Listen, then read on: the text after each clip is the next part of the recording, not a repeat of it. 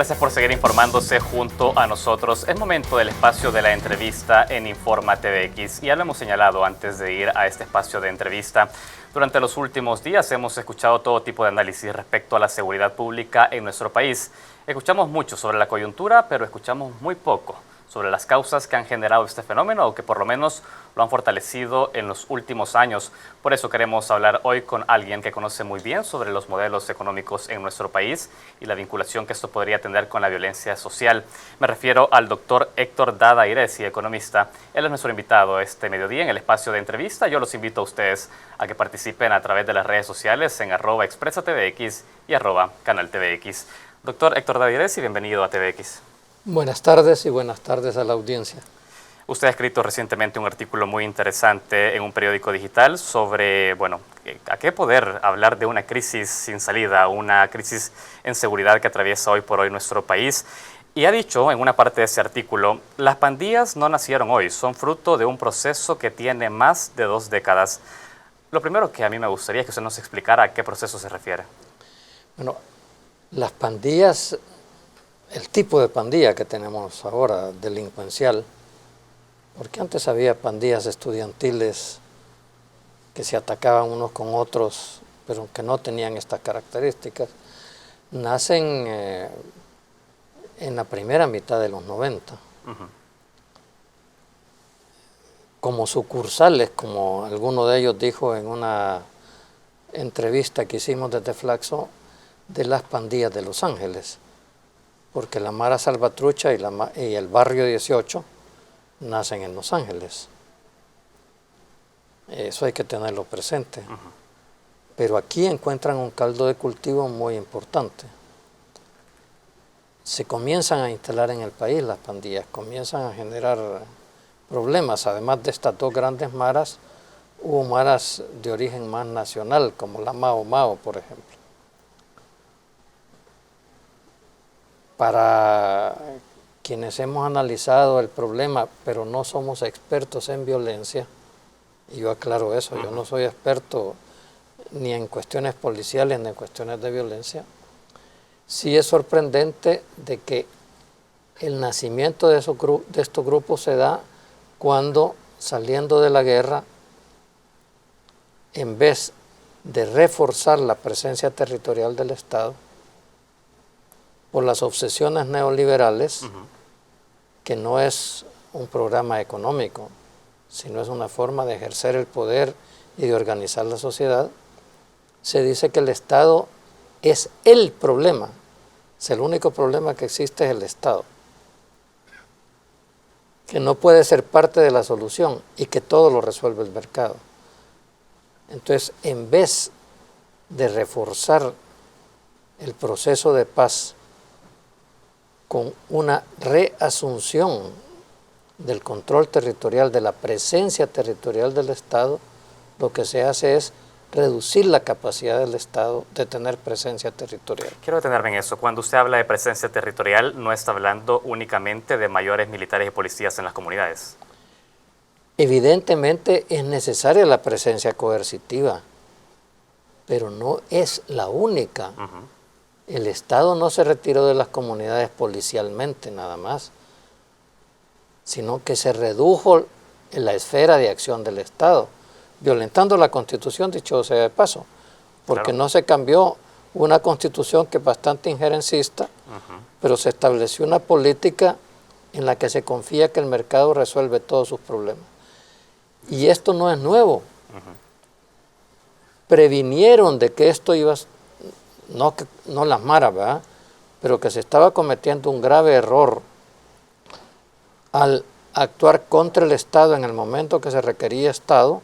Eso lo previnieron Álvaro de Soto, que fue el mediador de la paz en el país, y Graciana del Castillo, que trabajaba en el equipo, en la Comisión de Naciones Unidas, que trabajó en los acuerdos de paz y que después dio fruto UNOSAL.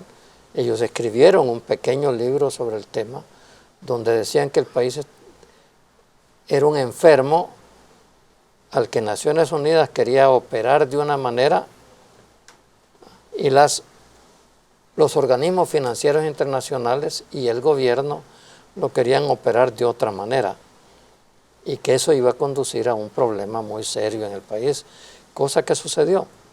Vamos a dejarlo con esta muy buena introducción. Doctor Dada, hay un punto. Usted ha dicho, le preguntaba a qué proceso se refería usted.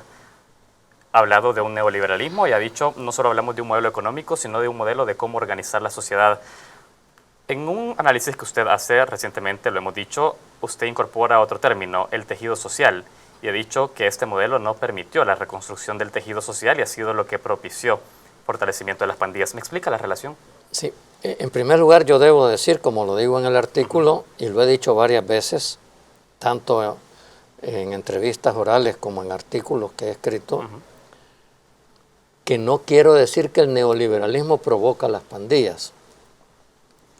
He dicho que al obsesivamente retirar al Estado de funciones que le corresponden por naturaleza, la insensatez, digo en el artículo, de retirar al Estado de su presencia territorial, le da un espacio casi libre de desarrollo a la pandilla. Eso es lo que quiero decir. No siempre que se aplicó el neoliberalismo han aparecido pandillas, no son cosas que en sí mismas son causa y consecuencia. Solo conceptualmente, cuando hablamos de un neoliberalismo, ¿no estamos hablando automáticamente del retiro del Estado sobre algunas actividades importantes de la sociedad? El neoliberalismo retira las actividades, sí. Correcto. Por eso digo que lo que genera es un caldo de cultivo donde la decisión de desarrollo de las pandillas en el país no encuentra casi ninguna restricción. Es un proceso que nace y al que se responde inicialmente casi con indiferencia. Son jóvenes, ya les va a pasar, ¿verdad? Por más que algunos expertos sociólogos decían que el aislamiento social del que sufrían, ellos lo intensificaban con las formas de convivencia de la pandilla y aún más con su apariencia externa,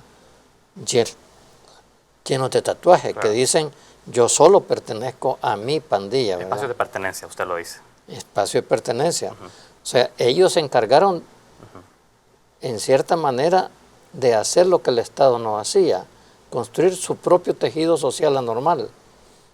Generaron una forma de organización social anormal a la que no se respondió adecuadamente. Y adecuadamente no quiere decir que no se llegara a meter presos como irresponsablemente dice el señor Giuliani, que con eso se oye en una entrevista en un matutino, que con eso se resuelve. Y aquí ya tenemos cuántos miles de pandilleros presos y el problema sigue creciendo. Y después se aplicaron métodos más publicitarios que eficaces, como la mano dura, la mal llamada super mano dura, ¿verdad? Hasta mal construido castellanamente el término. Después una tregua incomprensible, yo no acabo de entenderla. O sea, no hemos aplicado métodos que vayan al fondo del problema y que combinen la necesaria represión, la necesaria presencia coercitiva del Estado con otras formas de presencia del Estado para que el territorio realmente esté en manos de a quien la sociedad le ha dado el poder de controlar el territorio, que es al Estado. Excelente. Doctor Héctor Dada, antes de pasar a la manera en que los sucesivos gobiernos después de la firma de los acuerdos de paz han abordado la situación, usted ha hablado también de una respuesta bastante mediática y vamos a hablar un poco de eso. Yo quiero detenerme un poco en este punto en el que pudimos haber tenido cambios respecto a lo que tenemos hoy en día en el país con las pandillas, porque usted dice esta situación pudo verse, al tomarse medidas prudentes y necesarias en un momento dado, pudo haberse controlado la situación de las pandillas y su crecimiento. Yo quiero saber, desde lo económico, ¿cuáles eran las medidas que habían que tomarse a inicios de los 90 para que esto no desencadenara en un caldo de cultivo del fortalecimiento de las pandillas? Mire, si usted sale de una guerra, todos los casos que uno ha estudiado como economista de salidas de guerra, y para poner un ejemplo, Estados Unidos, después de la Segunda Guerra Mundial, o Europa después de la Segunda Guerra Mundial, cómo enfrentan la posguerra. con una intensa presencia del Estado. Es más, hasta se convirtió el Estado en un gran empresario en muchas ocasiones. Aquí no teníamos ese problema porque no tuvimos un empobrecimiento con la guerra como el que se dio en algunos países europeos. Aquí se hace lo contrario. O sea, en el momento que se requiere Estado, se retira el Estado. Se comienza a entregar en manos privadas las funciones que son estatales. Pero como Joaquín Villalobos repite muy frecuentemente, que casi es malo citar a Joaquín Villalobos, con quien tengo muchas discrepancias, dicho sea de paso, hasta la seguridad se dejó en manos privadas. Se generó una locura. Eso, el Estado es malo por naturaleza, ¿va? Y la empresa privada y la sociedad civil son puras por naturaleza, que ambas cosas son pura paja. Ni la sociedad civil es pura por naturaleza, ni el Estado es corrupto por naturaleza. Porque además la sociedad política tiene los mismos miembros de la sociedad civil, ¿verdad? Claro. Se es miembro de la sociedad política cuando es ciudadano. Se es miembro de la sociedad civil cuando usted esté en el Estado, en el mercado, o esté en la asociación de padres de familia o en su iglesia. Entonces es sociedad civil. Pero cuando usted vota es parte de la sociedad política. Entonces, aquí se aplicaron conceptos que no eran aplicables al país. Es más, que aún habiendo estudiado un poquito de economía, uno sabía que eran locuras, ¿verdad? Ese es el gran problema. Y todavía no entramos a un debate serio de estas cosas en El Salvador. Doctor Héctor Dávila, si tengo que hacer la primera pausa de esta entrevista, ha dejado un primer acercamiento sobre este tema. Seguiremos hablando durante los próximos minutos porque tengo más cosas que cuestionar durante esta entrevista. Nosotros vamos a hacer la primera pausa de esta entrevista. Enseguida seguimos conversando con el economista Héctor Dávila. Ya volvemos.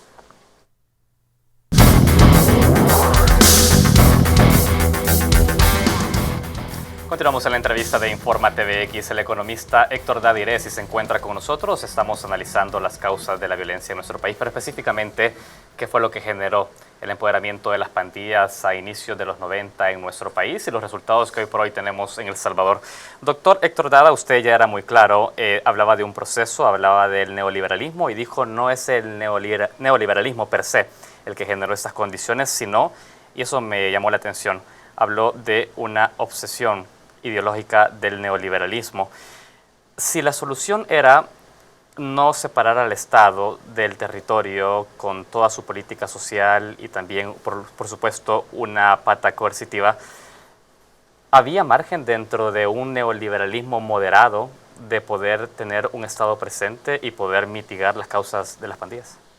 Yo sí creo que se podía haber hecho mucho más de lo que se hizo. Había mucho más espacio.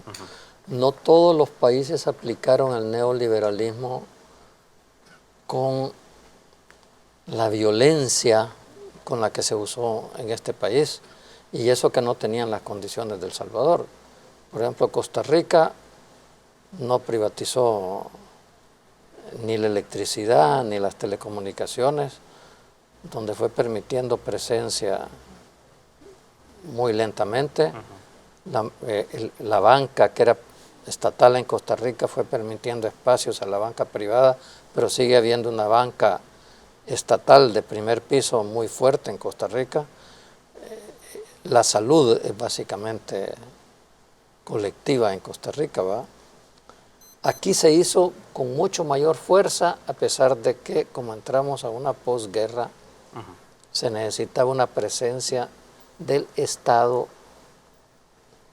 muy fuerte en el territorio para reconstruir la sociedad y el Estado mismo. O sea, la guerra de este país disputó la autoridad del Estado de una manera muy fuerte. O sea, que había territorios ocupados por la guerrilla. El ejército podía entrar, pero no quedarse. Y en la guerra no es el que puede entrar a un territorio el que gana, sino que él puede quedarse en el territorio. Eso es lo que explica el empate militar, no que el ejército y la guerrilla tenían la misma fuerza, sino que el ejército no podía quedarse en los territorios. Eso hay que aplicarlo a las pandillas. El Estado debe buscar tener la capacidad de quedarse en los territorios. Este no es un problema simplemente policial, es un problema de ver la reconstrucción del Estado desde una óptica diferente. Y creo que eso está faltando. No basta llegar a los municipios más violentos, como se acaba de hacer en Ciudad Delgado, ¿verdad? Me pregunto, ¿y con los municipios que no tienen violencia, o con los cantones que no tienen violencia, qué hay? Primero nos hemos preguntado por qué esos no tienen. ¿Qué vamos a hacer para guardarlos y que no se vayan a convertir? Claro. Todo requiere presencia del Estado. Del Estado. El Estado es la sociedad jurídicamente organizada para encargarse de lo público. Para eso el Estado no es sustituible por ninguna empresa privada, por ninguna iglesia, por más buena voluntad que tengan pastores y sacerdotes. Necesitamos presencia territorial del Estado. Ese es el gran defecto. Y quizás en vez de estar condenando al gobierno, los que fueron directores de policía o ministros o viceministros de seguridad en los gobiernos anteriores, en vez de estar atacando al gobierno, deberían de decirnos en qué creen ellos que se equivocaron cuando tuvieron esos cargos para no cometer esos errores. ¿Qué faltaba hacer para que lo hagamos en este momento? Que entremos en un debate distinto sobre estos temas, pero imprescindible es pensar cómo le vamos a garantizar presencia al Estado. Eso requiere que el Estado tenga recursos. Esa tontería de que todo se puede resolver quitando los viajes de la asamblea o los carros que andan y que con eso vas hasta para resolver el problema del país, eso es una tontería y lo saben los que lo dicen. No son tontos, no estoy diciendo que son tontos. ¿Son conscientes de eso? Yo creo que son conscientes que están diciendo tonterías. Doctor, usted es muy claro en su análisis y ha dicho algo. Cuando es de repensar el problema, hay que también analizar las funciones del Estado en el territorio, algo que usted por ahí llama como medidas coherentes, porque dice que estamos versus medidas que solo están enfocadas en lo policial, y quiero que hablemos precisamente, porque usted hablaba de gobiernos anteriores, y quiero que hablemos también de gobiernos del FMLN y gobiernos de Arena, porque pareciera que existe un combate ahí, una tensión entre medidas de carácter desesperadas y medidas más coherentes como las que usted sugiere, pero que de fondo tienen una meta, 5 años de elección, que tienen réditos electorales. Y yo le pregunto, ¿es posible combinar en el marco de un sistema de elecciones 5 años y la apuesta por la siguiente elección, pensar en medidas más coherentes de largo plazo sin tener resultados inmediatos? Mire, es que yo creo que la represión hay que hacerla, el Estado no puede renunciar a la represión. Creo que ese es un grave error, decir, primero hay que hacer prevención y después... ¿Y cómo va a ir a hacer prevención si no reprime? Usted tiene que tomarse el territorio. Y retomar el territorio requiere acción coercitiva, pero presencia del resto de instituciones del Estado, comenzando por los municipios, ¿verdad? O sea, no estoy excluyendo a los municipios. Los municipios son parte del Estado, aunque a veces los alcaldes actúan como si fueran sociedad civil. O sea, son políticos. Igual que la Corte Suprema de Justicia, es una institución del Estado, es política. También tiene que preocuparse que los jueces ejerzan su jurisdicción en el territorio. ¿No? Política en el buen sentido. Aquí se entiende político cuando se insultan los partidos. Esa es otra cosa. Es Hablamos política, de lo público. Lo político es lo público, lo que tiene que ver con lo público. En las condiciones actuales es difícil porque no siento, y lo digo con toda honestidad, que ni los dirigentes del FMLN ni los dirigentes de Arena estén hablando de diálogo, pero poniendo las condiciones para dialogar. Basta ver las declaraciones en los últimos días, hasta la forma en que interpretaron las declaraciones del Papa Francisco. Para mí lo más importante del Papa Francisco es que señala la desigualdad en el país. Contrastes sociales, dice. contrastes sociales, exactamente, como algo que hay que resolver, y eso solo se resuelve desde el Estado. Eso no lo resuelve el mercado, como el Papa Francisco lo dijo en Sudamérica.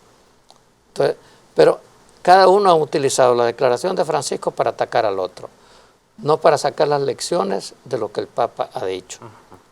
No encuentro espacio para dialogar. ¿Por qué? Porque hay una comprensión de la política absolutamente inadecuada, o una actitud política que tiene que ver más con politiquería que con política seria. Bien.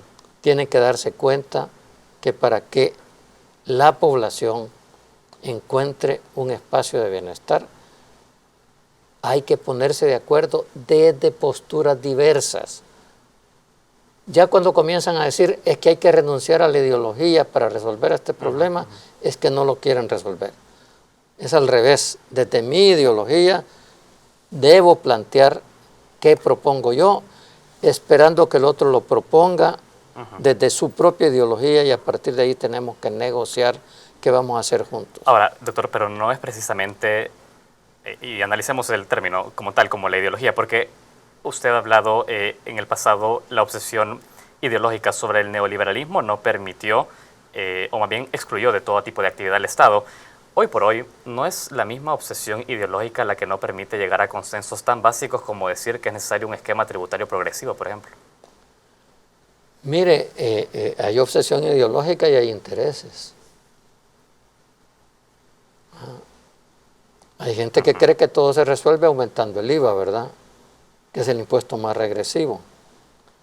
Hoy hay un artículo de una señora que pertenece a una honorable familia del país, en uno de los matutinos, donde ella dice que oponerse a que el Estado reciba más ingresos de impuestos, pero a la vez estar odiando al Estado porque hay violencia, ¿verdad?, es un contrasentido. Lo dice con otras palabras, pero eso es lo que quiere decir en su artículo. Yo comparto el pensamiento de esta señora, que es una señora que tiene dinero, que si se aumentan los impuestos le va a caer una buena tanda, ¿verdad?, una buena dosis de impuestos. Pero hay que actuar con racionalidad, pero el Estado tiene que garantizar, y en eso hay una excusa del otro lado, en la utilización adecuada de los impuestos, transparente de los impuestos. Bien. Creo que algo se ha avanzado, a pesar de todo lo que se dice desde el gobierno anterior, nada era más oscuro que en el pasado, ¿verdad? Se han dado leyes, se actúa con mucha más transparencia, hay algunas nubes de opacidad siempre, la sociedad civil debe procurar eso, pero tiene que estar dispuesta a contribuir. Tenemos que concebir que el Estado es de todos. El Estado es suyo y mío, es del rico, del pobre, de todos es el Estado, y todos debemos de contribuir en nuestra medida que funcione.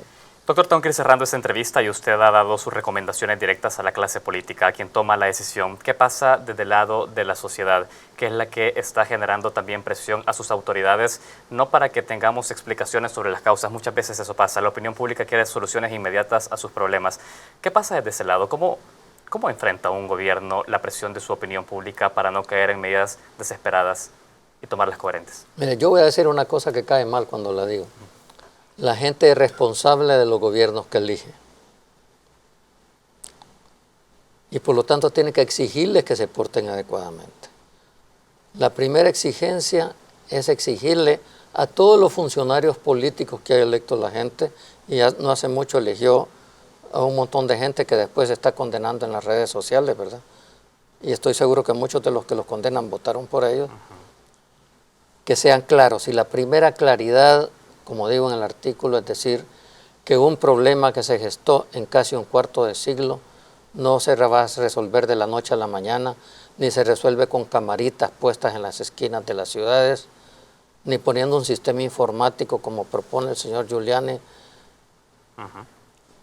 para controlar dónde y cuándo se dan los muertos. Eso es necesario, pero no es suficiente.